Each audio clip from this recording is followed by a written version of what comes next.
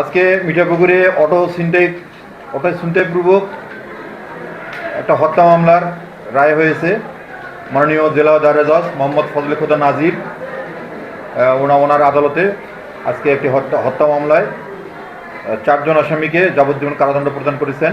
এই মামলার ঘটনার যেটা বিবরণ সেটা হচ্ছে যে গত 18/2/24 তারিখে রাত 8:10 হইতে 8:30-8:30-এর মধ্যে মিঠাপুকুর থানার অন্তর্গত কুটিপাড়া গ্রামস্থ সানেরপাড়া ব্রিজ সংলগ্ন কাঁচা রাস্তায় একটা অটো নিয়ে যাচ্ছিল জনৈক আব্দুর রশিদ মিয়া।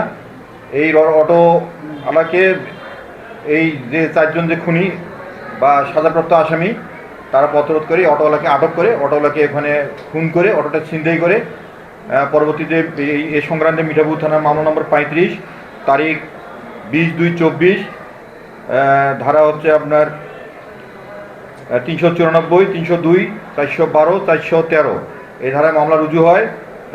মিঠাপুকুর থানা পুলিশ মামলাটি দ্রুততার সহিত তদন্ত শেষে বিজ্ঞ আদালতে অভিযোগপত্র দাখিল করেন।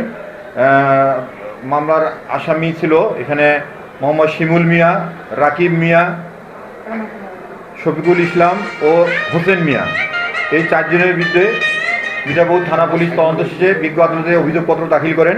বিজ্ঞ আদালত বিজ্ঞ জেলা দায়রা জজ মহোদয় এই মামলা আমলে নিয়ে বিচার কার্যক্রম শুরু করেন এবং এটা হত্যা মামলা আমি বলবো অত্যন্ত দ্রুততার সহিত মাননীয় জেলা দায়রা জজ মহোদয় 2 বছর ঘটনার 2 বছর পূর্ণ হওয়ার আগেই এই মামলার সর্বন্ন বিচার কার্যক্রম সম্পন্ন করে উনি এই সকল আসামিদের 4 জন আসামিকে যাবজ্জীবন কারাদণ্ড প্রদান করেছেন।